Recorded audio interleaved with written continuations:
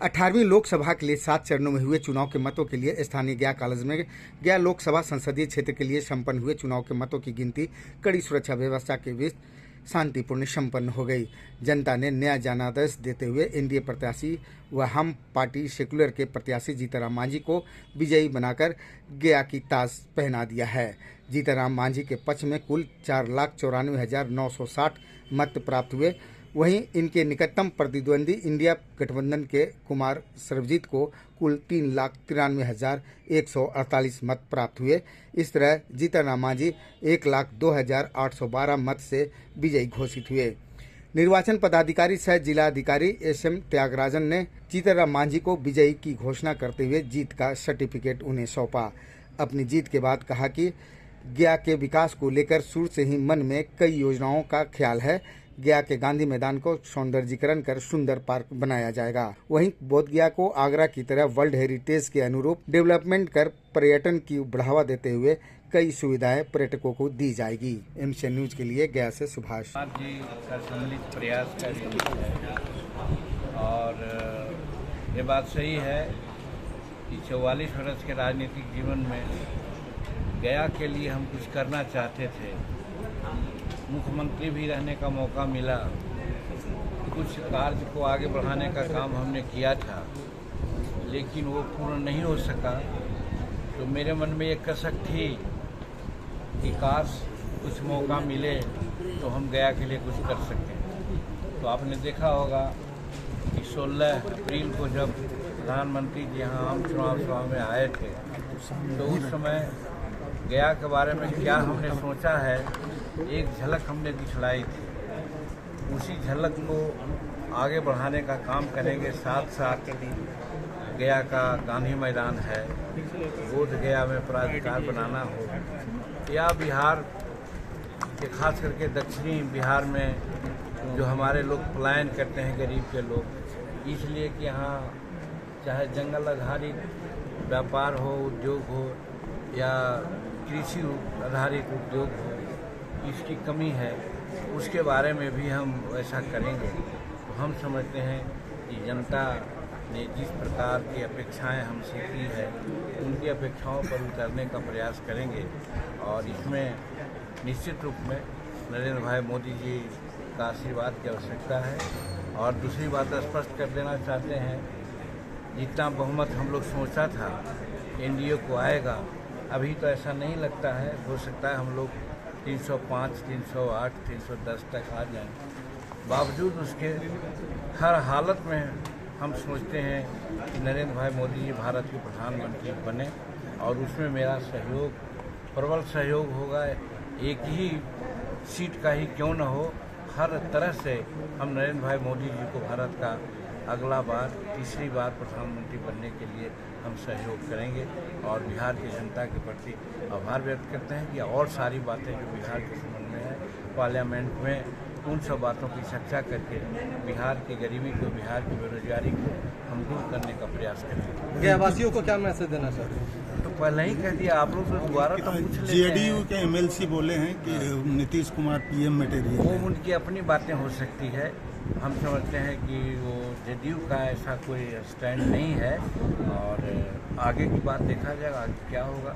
लेकिन जहाँ तक हमारी पार्टी का सवाल है, हम लोग का सवाल है, हम लोग चट्टान की तरह से नरेंद्र भाई मोदी जी के पीछे खड़ा रहेंगे। आप केंद्र में भूमिका भी निभाया, बड़ी भूमिका। उसके बारे में हम कभी नहीं सोचा है। आपने देखा होगा कि जब बिहार के मुख्यमंत्री बनने का हमको मौका मिला था तो हम कभी सोचा नहीं था कि बिहार के मुख्यमंत्री बनेंगे, लेकिन बना और बन करके 9 महीना में जो काम किया सब लोगों के सामने है। उसी प्रकार से जो भी दायित्व अगर सौंपा जाएगा उस दायित्व का निर्वहन भली भांति करेंगे, लेकिन उस दायित्व के लिए कोई बहुत आकांक्षी नहीं। बुद्धा विष्णु कॉरिडोर की भी बात आपने वो तो कहा, यही तो है कि आप लोग भाई दोबारा बात बोलते हैं तो हमको थोड़ा लगता है कि प्रधानमंत्री के सामने जो 3 बातें हमने कही थी वो बात याद रखिए, क्या हमने कही थी। उसमें वो बात जिसकी चर्चा आप कर रहे हैं वो भी किया था। उसके बाद भी आज का हिंदुस्तान आप लोग पढ़ लें, हिंदुस्तान पेपर में भी कल हमने एक रिव्यू दिया है, विस्तृत रूप में दिया है, उसकी जानकारी लोगों को मिल जाएगी आप लोगों को। कॉन्स्टिट्यूंसी का जो मतगणना है बहुत ही शांतिपूर्वक रहा है सुबह से पोस्टल बैलेट और ईवीएम का काउंटिंग 7 हॉलों में किया गया है। इसमें पुख्ता सुरक्षा के साथ सीसीटीवी, वीडियोग्राफी और सभी काउंटिंग एजेंट के और कैंडिडेट और इलेक्शन एजेंट के सामने उनके पूरे संतुष्टि के साथ सारे विवरणी उनको देने के बाद, जैसे कि पोस्टल बैलेट में जितने भी मत प्राप्त हुआ है सुबह पहले उनको बताया गया और ऑब्जर्वर्स के सामने पूरी पारदर्शिता के साथ पूरे मतगणना की प्रक्रिया संपन्न हुई है।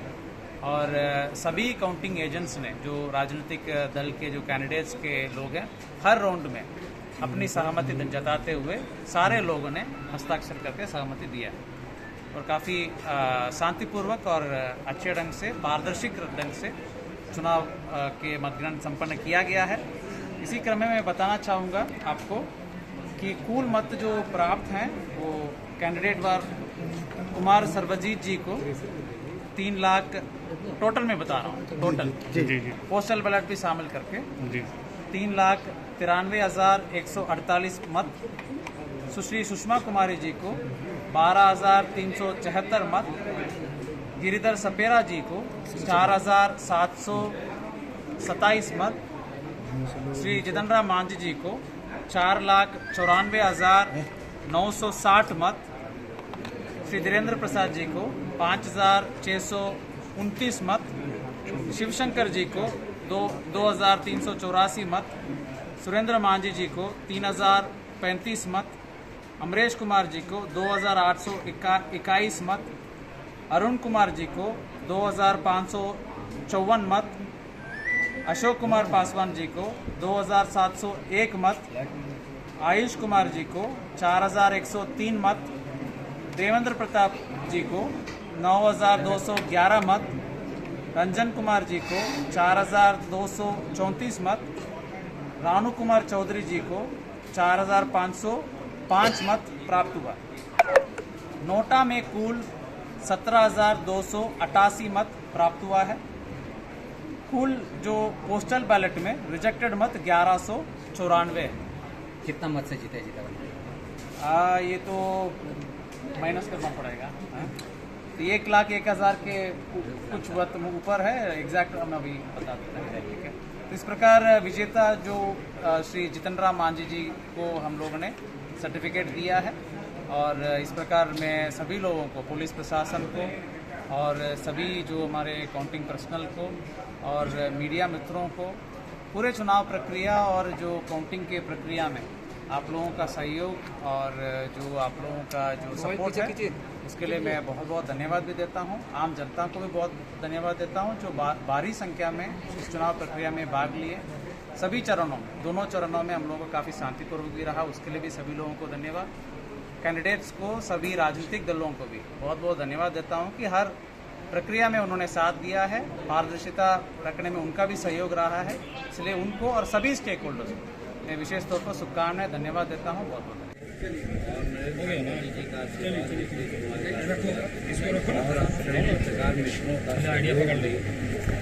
इसके लिए